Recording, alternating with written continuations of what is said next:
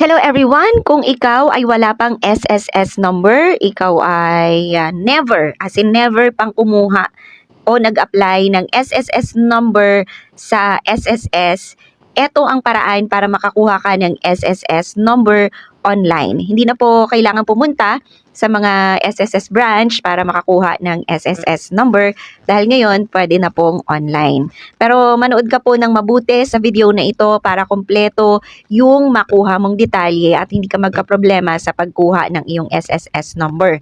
Lalo na po sa mga fresh graduate ngayong taon na ito, ngayong 2025, na kukuha ng SSS number for employment. O yung mga wala pa talagang SSS number pero required sila na may SSS number. At favor naman po kung nanonood ka po ngayon, pakipindot naman po ang subscribe sa ibaba ng video na ito. At mag-comment na rin po. Maraming salamat. Ang una mong gawin kung ikaw ay kukuha ng SSS number online, dapat ay picturean mo muna ang iyong valid ID o ang iyong birth certificate. Kailangan kasi na mag-upload ng birth certificate o valid ID sa pag-apply ng SSS online. Kung walang valid ID, pwede na po yung birth certificate. Kung walang birth certificate o valid ID, heto po yung listahan ng mga iba pang dokumento na pwede ninyong gamitin. Pwede po ang school ID kung kayo po ay estudyante pa. Basta po hindi expired at itong mga document na ito na nasa listahan. Titigan nyo na lang pong mabuti. Pangalawa, sa cellphone o sa computer mo, i-search mo ang SSS website. Tapos, i-click mo ito. Sa SSS website, i-click mo itong apply for an SSS number online. Tapos, ganito ang lalabas. I-click ang start at sagutan ang form na ito. Kung wala kang middle name, ang i-click mo sa part na ito ay first name and last name only. Kung wala kang apelyido, first name only. At kung apelyido lang ang meron ka, i-click mo ang last name only.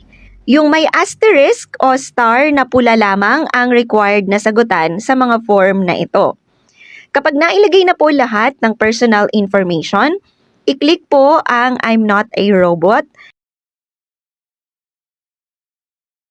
at ang maliit na box na ito sa ibaba ng screen at i-click ang submit. Next ay may matatanggap kang confirmation sa email mo kagaya nito. I-click lang ang link na nasa email at ide-direct ka sa form na ito. Sagutan ang mga kailangang detalye sa form na ito. Basic information po ang kailangan. Lagay mo lang lahat ng hinihinging detalye dyan. Ang kasunod naman ay contact information. Lagay mo lang yung mga contact information na hinihingi dito. Next is the purpose of registration. Piliin lang ang category na swak sa'yo.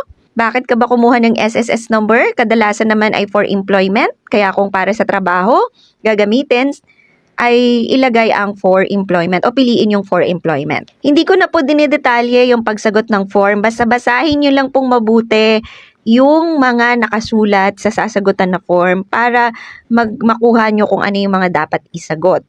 Sagutan din ang social status, single ka ba o married, tapos place of birth, at click next. Sa portion na ito ay beneficiaries naman. So, i-click mo tong box na ito if hindi mo alam kung sino ang tatay mo. Kung may tatay ka naman, ilagay ang full name ng tatay mo at buong pangalan ng nanay mo nung dalaga pa siya.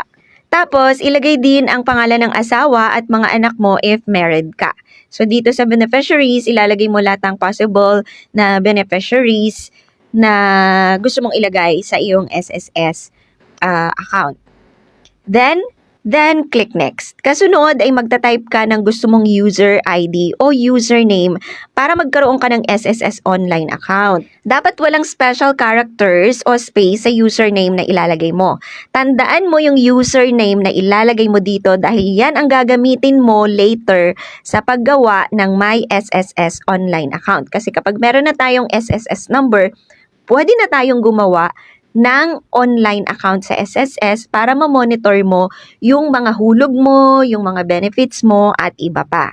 Para magkaroon ng SSS online account, may ipapadala pong email activation ng SSS para dito Pero bago mo gawin yan, dahil wala ka pang SSS number, tapusin mo muna ang panonood ng video neto at ang pag-fill out sa mga form na kailangan dito bago mo ma-accomplish yung paggawa ng SSS online account. Dapat kasi may SSS number ka muna. Hanggat wala kang SSS number, hindi ka makakapag-create ng SSS online account. Dito sa ibaba, ilagay ang iyong height in centimeters. So, halimbawa, ikaw ay 5'6", i-google mo muna kung ano yung 5'6" kapag kinonvert sa centimeter. Tapos, ilagay mo rin ang iyong timbang in kilograms. Tapos, click next. Then, i-review ang mga detalye na inilagay mo kung tama ba lahat. Kapag na-check mo na lahat ng information, click Generate SSS Number. Click Yes kung sure ka na. Tapos, next ay i-upload ang documents mo. Ito po ang kailangang i-upload na ID. Nasabi ko na po yun kanina, isang valid ID o isang birth certificate. If walang valid ID, 2 supporting documents ang kailangang i-submit. Narito po yan sa mga listahan. So, i-click mo lang dyan kung alin ang mga document na isasubmit mo. Tapos, i-upload mo yung picture ng mga document na meron ka. Pag na-upload mo na, click Submit. Then, sa part na ito, may congratulations. Tapos, i-click mo itong Yes sa ibaba. At lalabas na ang SSS number ninyo. Pwede i-download ang SSS transaction slip at SSS number slip. Pwede ring i-print. At may email din kayo na marireceive about your SSS number application. Kapag may SSS number na po kayo, pwede na po kayong gumawa ng SSS online account sa my.sss. Meron po akong full tutorial ng my.sss online registration.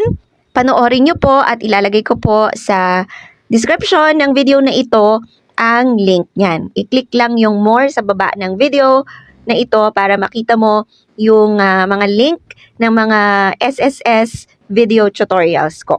Maraming salamat sa panonood. Please subscribe, like, and share. Stay safe.